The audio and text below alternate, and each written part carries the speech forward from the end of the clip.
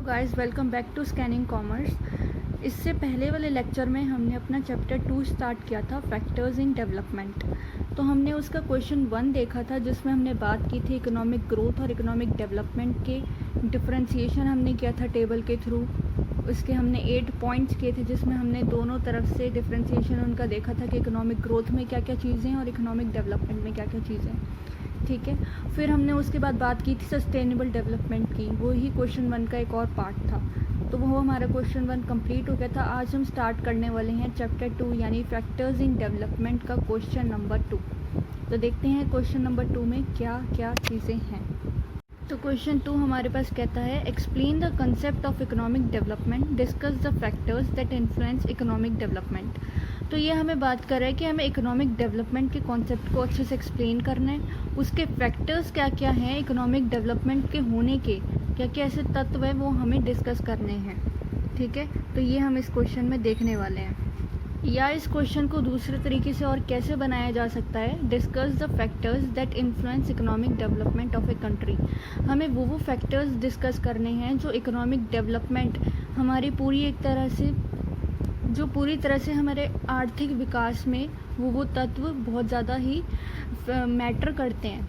एक आर्थिक विकास हमारी इकोनॉमी की पूरी कंट्री की जो इकोनॉमी है उसको पूरा जैसे वो इन्फ्लुएंस करते हैं, वो कौन कौन सी ऐसी बातें हैं जो मैटर करती हैं इकोनॉमिक डेवलपमेंट में, वो हम यहाँ पे डिस्कस करने वाले हैं। तो और करके ये सेकंड पार्ट हो गया। मतलब क्वेश्चन का नज़रिया आपको घुमा फिरा के बोल देगा, लेकिन आपको ये प्रेजेंस ऑफ माइंड चाहिए कि क्वेश्चन घुमा फिरा के एक ही चीज़ पूछ रहा है, इसमें भी वही चीज़ है और इसमें भी वही चीज़ है, सेम टू सेम। और करके एक और क्वेश्चन यहाँ पे इसी तरीके से इनको कंबाइन या फिर मोल्ड करके एक ऐसा क्वेश्चन बन सकता है कि growth is a necessary but not a sufficient condition for economic development. Comment on this statement, explain the factors affecting economic development of a country. अब इस क्वेश्चन में क्या कह रहा है और वाले पार्ट में कि ग्रोथ जो है, विकास जो है, एक नेसेसरी चीज़ तो है इकोनॉमिक डेवलपमेंट के लिए, आर्थिक विकास के लिए, लेकिन मतलब कि इतना सफिशिएंट कंडीशन भी नहीं है कि इसको फुलफ़िल करना बहुत ही ज़्यादा ज़रूरी है। तो ये एक इन्होंने टिप्पणी दी है, कमेंट दिया है कि ग्रोथ हम मानते हैं ज़रूरी है आर्थिक विकास के लिए, इकोनॉमिक डेवलपमेंट के लिए, लेकिन एक ही सफिशिएंट कंडीशन नहीं है। ग्रोथ इस तरफ एक सफिशिएंट कंडीशन नहीं है, तो इस बारे में भी हमें डिस्कस करना है। तो comment on this statement, statement दी गई है, हमें इस पर कमेंट करना है। Explain the factors affecting economic development of country. देखिए यही क्वेश्चन जो इन दोनों क्वेश्चन में पूछा गया है, तो यही तोड़ मरोड़ के एक और ये इस तरह का क्वेश्चन बना दिया गया है। तो जो भी है ये तीनों पार्ट्स, आपको कंफ्यूज नहीं होना, पेपर में जैसा मर्जी आ जाए, इन तीनों का आंसर एक ही वे में, एक ही डायरेक्शन में होगा। ठीक है, चलिए अब स्टार्ट करते हैं हमारा आंसर कैसा बनने वाला है। तो देखिए यहाँ से हमारा आंसर स्टार्ट हो रहा है। इकोनॉमिक डेवलपमेंट के पहले यहाँ पे हम डेफिनेशन ऐसे देंगे। तो देखिए पिछले क्वेश्चन में भी हम इकोनॉमिक ग्रोथ और इकोनॉमिक डेवलपमेंट के डिफरेंशिएशन में काफ़ी इसकी एक्सप्लेनेशन दे चुके हैं, समझ चुके हैं क्या होता है, लेकिन इस क्वेश्चन में भी हमें एज ए इंट्रोडक्शन अपना ये स्टेटमेंट या डेफिनेशन हमें देना ज़रूरी था, इंपॉर्टेंट था। तो हम सबसे पहले इस क्वेश्चन के आंसर में इकोनॉमिक डेवलपमेंट की डेफिनेशन लिखेंगे। It is wider in scope as compare to economic growth. तो इकोनॉमिक डेवलपमेंट जो है एक बड़ी मात्रा में एक बड़ी चीज़ है इकोनॉमिक ग्रोथ से। इकोनॉमिक ग्रोथ तो हम कहेंगे कि इसका पार्ट हो गया इकोनॉमिक डेवलपमेंट का, लेकिन एक वाइडर टर्म जो हम इसकी जगह इंट्रोड्यूस करते हैं, यूज़ करते हैं, तो वो इकोनॉमिक डेवलपमेंट आता है। ठीक है, होल विकास एज कम्पेयर टू थोड़ी थोड़ी बढ़ोतरी होना यानी ग्रोथ होना। ठीक है, it signifies growth plus progressive change in certain crucial variable which determine well being of the people. ये हम देखिए, ये बात हम आपको याद होगा, पिछला लेक्चर अगर अच्छे से सुना है तो आपको याद आ जाएगा कि ये डेफिनेशन हमने वो फॉर्मूले में भी देखी थी जो हमने डिफरेंशिएशन के टाइम पे किया था इकोनॉमिक डेवलपमेंट में। तो ये कह रहा है कि जो ग्रोथ है, देखिए ग्रोथ का मैंने क्या बोला कि ग्रोथ जो है डेवलपमेंट का एक पार्ट है, राइट। तो इसने बोला कि growth plus progressive change, growth के अंदर एक प्रोग्रेसिव चेंज कर देंगे हम, क्रूशियल वेरिएबल्स होंगे उसमें, कोई वेरिएबल्स मीन्स कि चेंज होते रहेंगे डाटा, वो एकदम से फिक्स्ड या स्थिर नहीं रहेगा। चेंज होता रहेगा एज हमारी इकोनॉमी में जो जो चेंजेस आएंगे उसके अकॉर्डिंग वो भी चेंज होता रहेगा। तो एक प्रोग्रेसिव चेंज होगा इन certain crucial variable which determine well being of A people, जो क्या दर्शाएगा हमें कि सारे लोग जो हैं एक बहुत ही अच्छी खासी ज़िंदगी अपनी लिविंग अपनी जी रहे हैं। ठीक है, तो ग्रोथ प्लस प्रोग्रेसिव चेंज को जो सर्टेन क्रूशियल वेरिएबल्स में होता है वो प्रोग्रेसिव चेंज में हमें बताता है कि हमारा इकोनॉमिक डेवलपमेंट एक पॉजिटिव वे में हो रहा है। ठीक है, तो economic development depend on the two factor broadly. अब यहाँ पे देखिए वो सारे ऊपर क्वेश्चन में फैक्टर्स बोल रहा था, अब फाइनली फैक्टर्स आ चुके हैं हमारे पास। तो इकोनॉमिक डेवलपमेंट जो होता है एक दो फैक्टर्स में, सबसे इम्पॉर्टेंट दो फैक्टर्स आते हैं हमारे पास, उसके ऊपर हमारा पूरा इकोनॉमिक डेवलपमेंट डिपेंड करता है। तो economic and non economic factors, तो ये सबसे इम्पॉर्टेंट चीज़ है कि नॉन इकोनॉमिक के नॉन इकोनॉमिक फैक्टर्स होते हैं, दो तरह के फैक्टर्स होते हैं हमारे पास इकोनॉमिक डेवलपमेंट के लिए। अब हम इन दोनों फैक्टर्स के बारे में डिटेल में आगे पढ़ने वाले हैं। ठीक है, economic factors lead to economic growth while non economic factors aid in improving overall welfare and sustainability. देखिए यहाँ पे क्या कह रहा है कि इकोनॉमिक फैक्टर्स जो है वो इकोनॉमिक ग्रोथ में हेल्प करते हैं। ठीक है, इकोनॉमिक फैक्टर्स जो है इकोनॉमिक ग्रोथ में हेल्प करता है, लेकिन जो नॉन इकोनॉमिक फैक्टर्स हैं वो एक एड होते हैं इन improving overall welfare and sustainability. Non economic factor हमारी क्या हेल्प करते हैं कि हम एक ओवरऑल यानी मतलब कि एक छोटे से पैमाने में नहीं लेकिन एक बहुत बड़े एज ए होल कंट्री के अगर हम देखें तो भला होता है, वेलफेयर होता है, सस्टेनेबिलिटी मतलब लॉन्ग टर्म में, मतलब हमारे आगे आने वाली पीढ़ी भी उस चीज़ का बहुत ज़्यादा फ़ायदा उठा पाएँ। तो इस तरह के वेलफेयर और सस्टेनेबिलिटी में हेल्प करते हैं कौन, नॉन इकोनॉमिक फैक्टर। और इकोनॉमिक फैक्टर जो होता है वो सिर्फ और सिर्फ हमारी इकोनॉमिक ग्रोथ जो कि काफ़ी कम टाइम के लिए या फिर एक सर्टेन पीरियड ऑफ टाइम के लिए होता है। ठीक है, factors that make an economic growth, अब वो फैक्टर्स मतलब यही हैं दोनों, लेकिन हम इसके डिटेल में जो पढ़ने वाले हैं तो इस चार्ट के थ्रू पहले थोड़ा सा एक्सप्लेन कर देती हूँ, फिर as a detail question answers के अकॉर्डिंग हम उसको डील करेंगे। तो factors that make an economic growth, क्या क्या फैक्टर हैं आपको बताई दें। इकोनॉमिक फैक्टर्स होते हैं, नॉन इकोनॉमिक फैक्टर्स होते हैं। तो अब आता है हमारे पास कि इकोनॉमिक फैक्टर्स में क्या क्या चीज़ें आती हैं और नॉन इकोनॉमिक फैक्टर्स में क्या क्या चीज़ें आती हैं। इकोनॉमिक फैक्टर्स में सबसे पहले हमारे पास आता है land and other natural resources, labour, manpower, capital, technology, infrastructure and entrepreneurship. तो ये तो हो गए हमारे economic factors. Non economic factors में हमारे पास क्या क्या आता है, political, religional, socio cultural, individual, environmental. तो ये सारे जो आते हैं नॉन इकोनॉमिक फैक्टर्स में आते हैं। ठीक है, और ये इकोनॉमिक फैक्टर्स में आते हैं। तो अब हम इसकी डिटेल में जाते हैं कि ये सारी चीज़ें आखिर है क्या। तो सबसे पहले हमारे पास आता है इकोनॉमिक फैक्टर्स की अगर हम बात करें तो हमने देखा था फर्स्ट पॉइंट था हमारे पास land and other natural resources. तो इसमें क्या आता है, availability of natural resources like fertile land, mineral wealth, for example petrol, gas, precious metals, fresh water resources, forest cover helps an economy to grow and increase its productive capacity, but countries like Japan have grown without natural resources because they were innovative. तो ये सारा point हमें क्या बता रहा है, हम इसके एक्सप्लेनेशन में जाते हैं कि जो नेचुरल रिसोर्सेज की अवेलेबिलिटी है, जैसे कि फर्टिल लैंड हो गया, फर्टिल लैंड यानी उपजाऊ जगह या फिर ज़मीन, ठीक है, और मिनरल वेल्थ, उसके अंदर मतलब बहुत ही ज़्यादा ऐसे पोषक तत्व हैं उस ज़मीन के अंदर जो हमें अच्छे से हमें हमारे रिसोर्सेज ग्रो करके दे सकती है। जो भी जितने हमारे प्रोडक्टिव प्लांट्स हो गए, सीड्स हो गए, जो भी हैं, तो वो हो सकता है उसमें। ठीक है, खेती बाड़ी हो सकती है, तो वो फर्टाइल लैंड हो गया। तो वो अगर हमारे पास है हमारे नेचुरल रिसोर्सेज में, ठीक है, मिनरल वेल्थ है हमारे पास, और माइन, खाने, ये सारी खदानें हैं, ठीक है, कोल वगैरह बड़ी मात्रा में। तो हमारे पास ये क्या हो गया कि हमारे पास जो है इकोनॉमिक फैक्टर यानी वो हमें मदद करेंगे हमें इकोनॉमिक ग्रो करने में। ठीक है, इकोनॉमिक फैक्टर्स बताया था कि इकोनॉमिक ग्रो करने में मदद करते हैं, तो ये हमें इकोनॉमिकली ग्रोथ करने में हेल्प करेंगे। फॉर एग्जांपल दिया यहाँ पे मिनरल वेल्थ के लिए पेट्रोल हो गया, गैस हो गया, प्रीशियस मेटल्स हो गए, फ्रेश वाटर रिसोर्सेज हो गया, ठीक है, forest cover helps an economy to grow and increase its productive capacity. देखिए मैंने अभी बात बताई थी कि फॉरेस्ट कवर हेल्प्स, जो हमारे जंगल के एरिया हो गए उसमें क्या क्या हम लोग इंक्लूड करते हैं, कि जो हमें प्रोडक्टिव कैपेसिटी, हमें ऐसे उपजाऊ सीड्स या फिर प्लांट से हमें ऐसी चीज़ें मिल सकें जो हमारी प्रोडक्शन में हेल्प करें, हमें इंक्रीमेंट करें, ठीक है।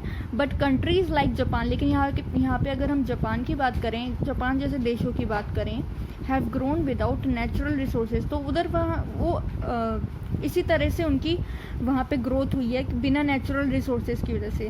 हम तो अपने नेचुरल रिसोर्सेज की बात कर रहे हैं तो हमें इकोनॉमिक ग्रोथ मिलती है, ये हमारे इकोनॉमिक फैक्टर्स में आता है। लेकिन जापान जैसे कंट्रीज जो हो गए हैं वो नेचुरल रिसोर्सेज के बिना ही ग्रो किए हुए हैं, बिकॉज दे वर इनोवेटिव मतलब उनके पास ऐसे तरीके थे, टेक्निक्स थी, उनके पास ऐसे टेक्नोलॉजी थी कि वो अपना इतना तो डेवलपमेंट खुद कर ही सकते थे कि उनको इतनी इन चीज़ों पे निर्भर होने की ज़रूरत नहीं थी, ठीक है। इंडस्ट्रीज़ हो गई या फिर ज़्यादा से ज़्यादा आपकी न्यू टेक्नोलॉजी, आप कितनी चीज़ें देखते हैं तो वहाँ इनोवेटिव है, तो पहले वहाँ पे उसकी खोज होती है तब जाके हमारी जैसे कंट्रीज़ में आती हैं, ठीक है। तो हम क्या करते हैं, हम रॉ मटेरियल ऐसे उनको दे देते हैं कि हमसे आप रॉ मटेरियल ले लीजिए, लेकिन अपनी जो टेक्नोलॉजी, अपने जो इनोवेटिव आइडियाज़ हैं हमारे साथ शेयर कीजिए। तो देखिए ये कैसे हमको हेल्प करता है। नेचुरल रिसोर्सेज हमारे पास हो सकता है, हमारा प्लस पॉइंट है, हमारी इकोनॉमी को ग्रोथ करने में मदद कर रहा है, हमारा इकोनॉमिक फैक्टर्स है। लेकिन अगर हम जापान जैसे देशों की बात करें तो वो हमें ग्रो किस तरह से करने में मदद कर रहा है, क्योंकि वो इनोवेटिव है, उनके पास टेक्नोलॉजी है, अच्छे रिसोर्सेज उनके, इन द सेंस यहाँ पे बोला जा रहा है कि वो भले ऐसे नेचुरल रिसोर्सेज उगाने में या फिर ग्रोथ करने में विश्वास नहीं रखते, लेकिन उनके पास जो दिमाग है, उनका स्किल्स हैं, तो उसकी वजह से वो बाकी कंट्रीज़ को, हम जैसे देशों को बहुत ज़्यादा हेल्प करती हैं ग्रो करने में, ठीक है। तो ये हमारा हो गया फर्स्ट पॉइंट, आई होप आपको अच्छे से क्लियर हो गया हो। अब हम अपने नेक्स्ट पॉइंट की तरफ चलते हैं, मैन पावर ह्यूमन कैपिटल, ठीक है। अब हमारे पास सेकंड पॉइंट आता है मैन पावर ह्यूमन कैपिटल। तो यहाँ पे मैन पावर ह्यूमन कैपिटल से क्या मीनिंग है वो हम देखते हैं। The size of population should be appropriate both quantitatively and qualitatively. Manpower should have the required knowledge, skills and capabilities. Trained manpower is an asset for the country while overpopulation has retarding effect on economic development. अब देखिए ये बहुत ही ज़्यादा simple point है, इसमें वैसे तो कोई समझाने की बात नहीं है, समझ आ चुका होगा, लेकिन एक बार फिर से क्लियर कर देती हूँ कि हमारी जो पॉपुलेशन, हमारी जनसंख्या का जो साइज़ है, ठीक है, वो अप्रोप्रिएट होना चाहिए क्वांटिटेटिवली और क्वालिटेटिवली. अब क्वांटिटेटिव और क्वालिटेटिव का क्या मतलब है यहाँ पे मतलब ये है कि क्वांटिटी भी आपकी ठीक ठाक होनी चाहिए, मतलब ओवर पॉपुलेशन नहीं होनी चाहिए. मतलब आपकी एक तरह से अगर हम बात करें तो जैसे इंडिया जैसे देश की बात करें तो इतनी आबादी वाला देश है, तो ऐसा नहीं होना चाहिए कि लोग भूखे मर रहे हैं. इतनी ज़्यादा पॉपुलेशन है, लोग के पास इतना ज़्यादा सोर्सेज नहीं है, रहने की जगह नहीं है, खाने पीने की कोई व्यवस्था नहीं है, लेकिन उस देश की पॉपुलेशन इतनी बढ़ती जा रही है कि हम उनको ये स्मॉल फैसिलिटीज़, जनरल फैसिलिटीज़ भी अवेलेबल नहीं करवा पा रहे. तो वो नहीं होना चाहिए. मैन पावर ह्यूमन कैपिटल से हमारा इकोनॉमिक फैक्टर में अर्थ निकलता है, मीनिंग निकलता है कि जो हमारी साइज़ ऑफ पॉपुलेशन जो है, क्वांटिटी जो है, वो भी ठीक ठाक होनी चाहिए, ओवर पॉपुलेशन नहीं होनी चाहिए. और क्वालिटेटिवली से भी ये हमारा मतलब है कि हम अपने जनता को, अपनी जनसंख्या को ज़्यादा से ज़्यादा स्किल, लेबर जो भी है उसको हम ज़्यादा से ज़्यादा स्किल प्रोवाइड करें, एजुकेशन प्रोवाइड करें. ये नहीं कि बेरोज़गारी इतनी बढ़ी हुई है, बेमतलब के लोग मतलब घर पे फारिग बैठे हुए हैं, खाली बैठे हुए हैं, उनको कुछ करने के लिए नहीं है, तो ऐसा नहीं होना चाहिए. क्वालिटेटिवली भी साइज़ ऑफ पॉपुलेशन इतना अच्छा होना चाहिए और क्वांटिटेटिवली भी, ठीक है. Man power should have the required knowledge. जो हमारी मैन पावर है, जो हमारे जो लोगों की जो ताकत, क्षमता है प्रोडक्शन के लिए, उनकी खुद की जो मैन पावर जो है उसमें एक स्पेशल नॉलेज जो रिक्वायर्ड है वो होनी चाहिए, स्किल्स होनी चाहिए और कैपेबिलिटी, वो इतना फैच कर पाएँ वो प्रोडक्शन, उतनी काबिलियत उनके अंदर होनी चाहिए. स्किल तो हम उन्हें प्रोवाइड करवाएंगे, ठीक है, ट्रेनिंग देके, तो वो सारी चीज़ें होनी चाहिए मैन पावर में. Trend man power is an asset for the country. जो हम ट्रेन खुद करते हैं लोगों को, जनता को, हमारे जो नौजवान हैं, जो प्रोडक्शन में हमारी हेल्प करेंगे, जो हम खुद उनको ट्रेनिंग देते हैं, तो वो एक तरह से कंट्री की एसेट होती है। ठीक है, एसेट होती है मतलब उनकी एक तरह से, हम इसको दूसरे टर्म में ले तो ये हमारी कंट्री की सबसे बड़ी जायदाद है। ठीक है, trend man power, trend forces होना बहुत ही बड़ी बात है कंट्री के लिए। फिर उस कंट्री को डेवलपमेंट की और कहीं से भी ज़रूरत नहीं है, उसके पास सबसे बड़ा संसाधन उनका रिसोर्सेज दिए, ये ट्रेंड मैन पावर अगर है कोई कंट्री में। ठीक है, while over population has retarding effect on economic development, और उसी मैंने पहले भी बताया था ऊपर कि ओवर पॉपुलेशन तो बिल्कुल नहीं होनी चाहिए। इससे क्या होता है कि वो धरती का बोझ एक तरह से होता है। ठीक है, तो इकोनॉमिक डेवलपमेंट तो उससे एक रिटार्डिंग इफेक्ट में ही जाएगा, नीचे डिक्लाइनिंग की ओर ही जाएगा, हमारी डेवलपमेंट तो बिल्कुल नहीं हो पाएगी इकोनॉमी की। ठीक है, तो over population is a retarding effect. Third हमारे पास पॉइंट आता है capital. Capital, it is the most important factor affecting economic development. With the help of capital alone the natural resources are converted into end products usable for mankind. By capital formation और investment we mean creation of physical assets like machinery, factories, buildings, bridges, dams, powerhouses, etc. Capital formation expands productional activity that generate employment opportunities. बहुत बड़ा हो गया लेकिन बहुत easy है। ठीक है, तो इकोनॉमिक फैक्टर्स में थर्ड हमारे पास पॉइंटेड फैक्टर जो आता है, इंपॉर्टेंट फैक्टर, वो है कैपिटल।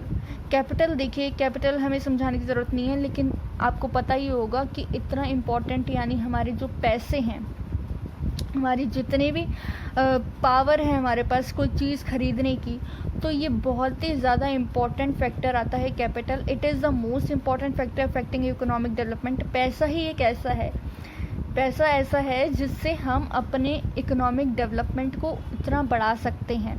जैसे जापान की हम बात कर रहे थे, इनोवेटिव है वो इतना। ठीक है, हम उससे रिसोर्सेज, उससे चीज़ें खरीदते हैं, कुछ भी हम इनोवेटिव चीज़ें, टेक्नोलॉजी आती है तो हम उससे लेते हैं। तो कैपिटल है हमारे पास तो हम लेते हैं ना। हाँ, हम रिसोर्सेज का भी, रॉ मटेरियल्स का भी सप्लाई करते हैं, लेकिन कैपिटल है तो हम बाकी चीज़ों के लिए भी हम अपनी इकोनॉमी को स्ट्रेंथन करते हैं।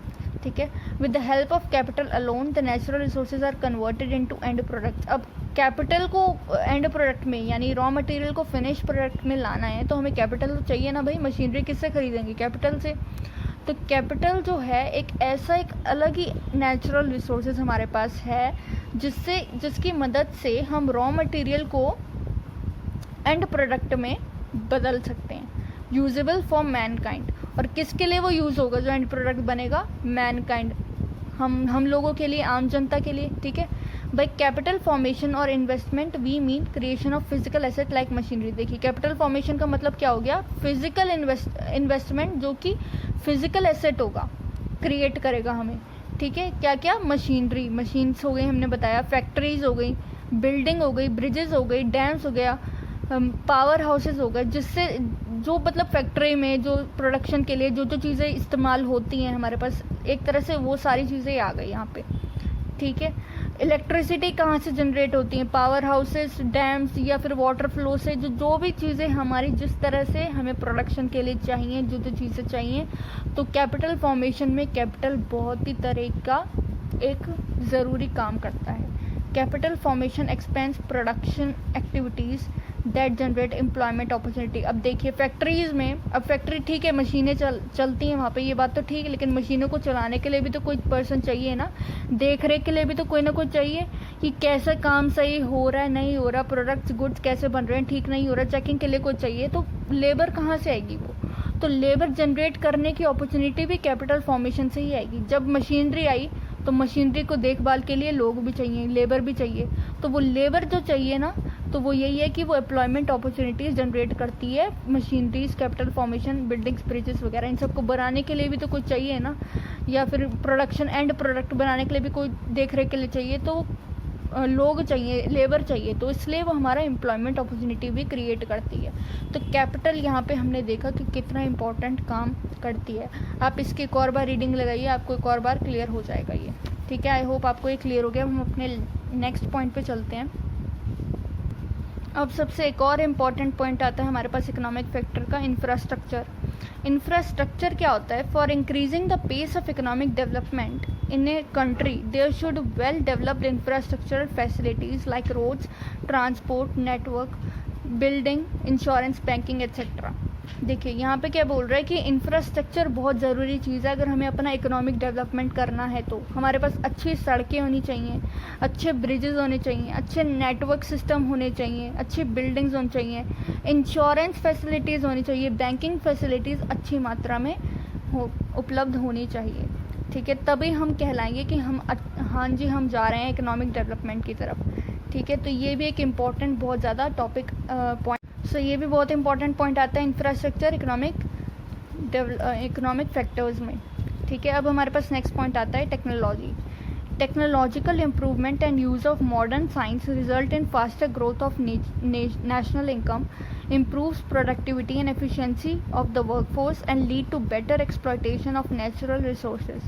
देखिए अब टेक्नोलॉजी वाले पॉइंट में क्या बात बोल रही है कि हमारे पास टेक्नोलॉजी अगर अच्छी होगी, हम ज़्यादा से ज़्यादा अपनी टेक्नोलॉजिकल इम्प्रूवमेंट करेंगे तो हम मॉडर्न साइंस की तरफ जो है हमारा जो है एक फास्टर ग्रोथ होगा। जो स्पीड पकड़ता है हमारे डेवलपमेंट की तरफ तो वो ज़्यादा जल्दी होगी।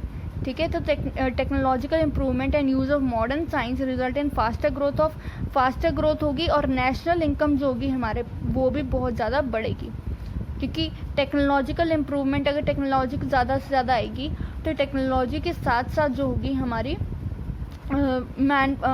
एम्प्लॉयमेंट अपॉर्चुनिटीज़ भी बढ़ेंगी। जैसे कि मैंने बताया कैपिटल फॉर्मेशन से एम्प्लॉयमेंट अपॉर्चुनिटीज़ निकलती हैं, तो इसी वजह से हमारी नेशनल इनकम के भी बढ़ने के बहुत ज़्यादा चांसेस होंगे।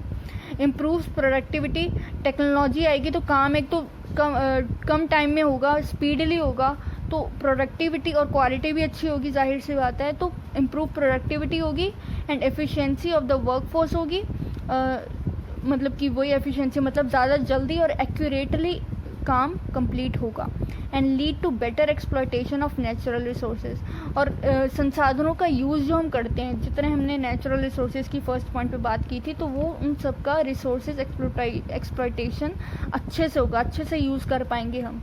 ठीक है, जितनी सीमा में जितना क्वांटिटी में हमें वो चीज़ें चाहिए ठीक उसी मेजरमेंट के अकॉर्डिंग हम लोग यूज़ कर पाएंगे। ठीक है, तो ये था हमारे टेक्नोलॉजी का सबसे इम्पॉर्टेंट और अच्छा पॉइंट इकोनॉमिक फैक्टर्स में। अब हमारे पास आता है एंटरप्रेन्योरशिप। एंटरप्रेन्योरशिप में क्या आता है? Existence of a class of people who have the organisational ability and are willing to bear risk of new ventures are required for ensuring dynamic efficiency. अब देखिए एंटरप्रेन्योरशिप की हमने डेफिनेशन बिजनेस और organisation management studies में ये सब पढ़ी हुई है। एंटरप्रेन्योरशिप क्या होता है? तो एक इसमें बात सबसे इम्पॉर्टेंट बोली गई है कि existence of a class of people who have the organisational ability. तो वो क्लास ऑफ पीपल की यहाँ पे बात हो रही है, उन लोगों की बात हो रही है यहाँ पे जिनके पास ऐसी कला है, ऐसा स्किल है। ठीक है, और जो इच्छुक भी हैं कि वो रिस्क इतना ले सकते हैं नए वेंचर्स में, नए बिजनेस आइडियाज़ में इन्वेस्ट करने का रिस्क ले सकते हैं, और उनके पास इतना दिमाग भी है, इतनी स्किल भी है, तो वो लोग एंटरप्रेन्योरशिप में अपना सहयोग देते हैं। एंटरप्रेन्योरशिप से हमारी इकोनॉमिक डेवलपमेंट, इकोनॉमिक फैक्टर होता है जिससे हमारी डेवलपमेंट होती है कंट्री की। ठीक है, और फॉर इंश्योरिंग डायनामिक एफिशिएंसी मतलब जिस तरह का माहौल बाहर चल रहा हो, इररिस्पेक्टिव ऑफ दैट, जैसा भी माहौल चल रहा हो उसी माहौल में ढल जाए, उसे एक अच्छा एंटरप्रेन्योरशिप हम कहते हैं। ठीक है, ये नहीं कि ये ऐसे हालात होंगे तभी ये मॉडल या फिर तभी ये बिज़नेस काम आ पाएगा या फिर तभी ये वेंचर जो है हमारा काम आ पाएगा। नहीं, जिस ढाल में हम उसे ढलाना चाहेंगे उसी में वो ढल जाएगा, उसी सांचे में वो हो जाएगा। तो एंटरप्रेन्योरशिप की ये सबसे अच्छी क्वालिटी होनी चाहिए। Existence of a class of people who have the organisational ability, वो लीडरशिप स्किल्स होने चाहिए, वो वैसे उनकी स्किल्स उस तरह से इनोवेटिव आइडियाज़ भी उनको आने चाहिए। And are willing to bear risk of new venture are required for ensuring dynamic efficiency. तो ये था हमारा एंटरप्रेन्योरशिप। अब हम अपने नेक्स्ट पॉइंट की तरफ चलते हैं इकोनॉमिक फैक्टर्स के। एंटरप्रेन्योरशिप तक ही था हमारा इकोनॉमिक फैक्टर्स। अब हमारे पास आते हैं नॉन इकोनॉमिक फैक्टर्स। ठीक है, non economic factors are those which are not quantifiable and in general not factored in traditional economic theories. Examples are political, social, cultural, religious and institutional aspects. देखिए वो ऊपर जितने भी हमने पढ़े नेचुरल रिसोर्सेज से लेके एंटरप्रेन्योरशिप तक वो हमारे थे इकोनॉमिक फैक्टर्स. ठीक है, अब ये हमारे पास आते हैं नॉन इकोनॉमिक फैक्टर्स. ये कौन से फैक्टर्स होते हैं जो कि क्वांटिफिएबल होते हैं. ठीक है, एंड इन जनरल जो क्वांटिफिएबल नहीं होते, जिनको हम एज ए क्वांटिटी काउंट नहीं कर सकते, लेकिन एज ए क्वालिटी हम उनको काउंट कर सकते हैं. And in general not factored in traditional economic theories, और ये हम इकोनॉमिक थ्योरीज में नहीं उसको इंक्लूड करते. ठीक है, जो क्वांटिफिएबल नहीं होते, पहली बात आपको ये याद रखनी है नॉन इकोनॉमिक फैक्टर्स में, और हम इसको फैक्टर नहीं करते ट्रेडिशनल इकोनॉमिक थ्योरीज के अंदर. एग्जाम्पल्स कौन कौन से हैं नॉन इकोनॉमिक फैक्टर्स के? Political, social, cultural, religious and institutional aspect. तो ये हमारे हो गए नॉन इकोनॉमिक फैक्टर्स. ठीक है, it may also include some element of environmental concerns. Environmental concern के जो भी हैं वो भी इसमें एलिमेंट हम इंक्लूड कर सकते हैं. These factors are as important as the economic factors. तो ये जो भी हम आगे पढ़ने वाले हैं नॉन इकोनॉमिक फैक्टर्स, ये उतने ही ज़्यादा इम्पॉर्टेंट हैं जितने ही कि हमारे इकोनॉमिक फैक्टर्स थे. ठीक है, बिकॉज से अब नेक्स्ट पेज में स्लाइड जाएगी, आप देखिए. दे have a bearing on social mobility, value system, public awareness, social attitude and stigma and business confidence. देखिए यहाँ पे बात ये हो रही है कि हमें कुछ ना कुछ इन्वायरमेंटल कंसर्न को भी लेके चलना है नॉन इकोनॉमिक फैक्टर्स में. ठीक है, तो these factors are as important as the economic factors. ये नॉन इकोनॉमिक फैक्टर्स उतने ही इम्पॉर्टेंट, उतने ही मायने रखते हैं जितने कि इकोनॉमिक फैक्टर्स के बारे में हमने पिछले स्लाइड में पढ़ा. ठीक है, because they have a bearing on social mobilities, क्योंकि ये इनका बहुत बड़ा एक रोल होता है. सोशल मोबिलिटी का मतलब आप यहाँ पे अंडरलाइन करके लिख लीजिए सामाजिकता के ऊपर, और वैल्यू सिस्टम के ऊपर, पब्लिक अवेयरनेस, जनता को कैसे हमने अवेयर करना है, सोशल एटीट्यूड कितना है, क्या उसके नॉर्म्स, बिहेवियर्स, ये सारे जो चीज़ें आते हैं, बिजनेस कॉन्फिडेंस, स्टिग्मा.